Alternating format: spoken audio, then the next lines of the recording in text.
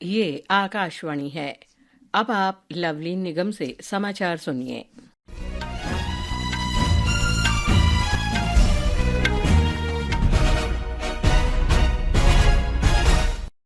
प्रधानमंत्री नरेंद्र मोदी ने महाराष्ट्र में दूरदराज और माओवाद प्रभावित क्षेत्रों में चहुमुखी विकास सुनिश्चित करने के राज्य सरकार के प्रयासों की सराहना की है।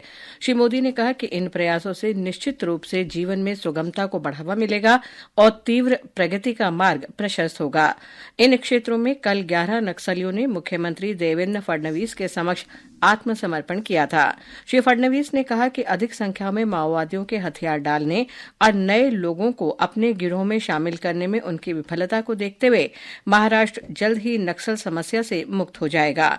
मुख्यमंत्री ने जिले में वांगेतुरी गारदेवदा गट्टा अहेरी मार्ग पर महाराष्ट्र राज्य परिवहन निगम की 32 किलोमीटर लंबी सड़क का उद्घाटन भी किया। प्रधानमंत्री ने कहा है कि डिजिटल कॉमर्स के लिए ओपन नेटवर्क ONDC ने छोटे व्यापारियों के सशक्तिकरण और ई कॉमर्स के क्षेत्र में क्रांति लाने में महत्वपूर्ण योगदान दिया है। सोशल मीडिया पोस्ट में श्री मोदी ने कहा कि विकास और खुशहाली बढ़ाने में ONDC महत्वपूर्ण भूमिका निभा रहा है।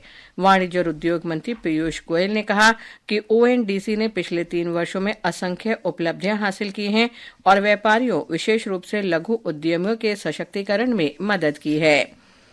सामाजिक न्याय और अधिकारिता मंत्री डॉक्टर वीरेंद्र कुमार ने कहा है कि सरकार घुमंतु और अर्ध घुमंतु समुदायों के उत्थान के लिए प्रतिबद्ध है।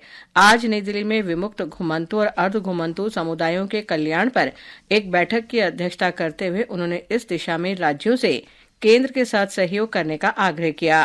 उन्होंने कहा कि इन लोगों के पास उचित दस्तावेजों की कमी के कारण उन्हें केंद्र सरकार की योजनाओं का लाभ नहीं मिल पाता है। बिहार में नवनियुक्त राज्यपाल आरिफ मोहम्मद खान ने आज राज्य के 42वें राज्यपाल के रूप में पद की शपथ ली। पटना के राजभवन में पटना उच्च न्यायालय के मुख्य न्यायाधीश न्यायमूर्ति के विनोद चंद्रन ने उन्हें पद की शपथ दिलाई। उधर बिहार के पूर्व राज्यपाल राजेंद्र विश्वनाथ आर्लेकर ने केरल के 23वें राज्यपाल के रूप में शपथ ली। केंद्रीय वित्त मंत्री निर्मला सीतारामन ने आज नई दिल्ली में आगामी केंद्रीय बजट 2025-26 के संबंध में वित्तीय क्षेत्र और पूंजी बाजार के हितधारकों के साथ 7वें बजट पूर्व परामर्श की अध्यक्षता की। बैठक में केंद्रीय वित्त सचिव दीपम, आर्थिक मामलों के सचिव और मुख्य आर्थिक सलाहकार शामिल हुए। वित्त वर्ष 2025-26 के लिए केंद्रीय बजट इस साल 1 फरवरी को संसद में पेश किए जाने की उम्मीद है।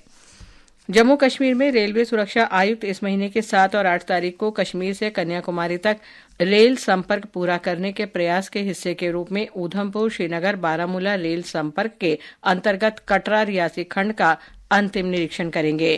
प्रधानमंत्री नरेंद्र मोदी जम्मू रेलवे डिवीजन का इस महीने की 6 तारीख को नई दिल्ली से वर्चुअल उद्घाटन करेंगे। भारत ने दक्षिणी प्रशांत महासागर में स्थित द्वीपीय देश वानुआतू में $5 लाख अमेरिकी डॉलर की तत्काल राहत सहायता की घोषणा की है। 17 नवंबर को दक्षिण प्रशांत महासागर में वानुआतू तट के पास 7.4 तीव्रता का भूकंप आया था। इससे बड़ी तबाही और जानमाल को हानि हुई थी। भारत ने इस आपदा से निपटने के लिए वानुआतू सरकार को हर संभव सहायता प्रदान करने का आश्वासन दिया है। बांग्लादेश में चट्टोग्राम की एक अदालत ने आज चिन्मय कृष्णदास ब्रह्मचारी की जमानत याचिका रद्द कर दी। बांग्लादेश सम्मिलिता सनातनी जागरण जोट के प्रवक्ता और इस्कॉन के पूर्व प्रजारी चिन्मय कृष्णदास को पिछले वर्ष 25 नवंबर को ढाका हवाई अड्डे से देशद्रोह के आरोप में गिरफ्तार किया गया था। इस समय वो जेल में हैं। यूरोपीय देश मांटेग्रो में एक बंदूकधारी ने कल दक्षिणी शहर सेंटिनजे में गोलीबारी कर 10 लोगों की हत्या कर दी। मरने वालों में 10 और 13 वर्ष के 2 बच्चे भी शामिल हैं। हमलावर को पकड़ने के लिए तलाश अभियान के दौरान 45 वर्षीय एक संदिग्ध ने पुलिस से घिर जाने पर स्वयं को गोली मार ली। देश के उत्तरी क्षेत्र में घने कोहरे के कारण दृश्यता कम होने से कई रेलगाड़ियों की आवाजाही पर असर पड़ा है। रेलवे के अनुसार दिल्ली आने वाली 43 रेलगाड़ियां 5 घंटे की देरी से चल रही हैं।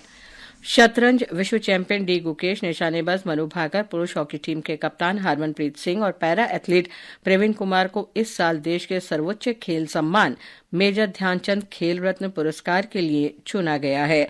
इन सभी खिलाड़ियों को पुरस्कार 17 जनवरी को राष्ट्रपति भवन में दिए जाएंगे। इसके साथ ही ये समाचार बुलेटिन समाप्त हुआ।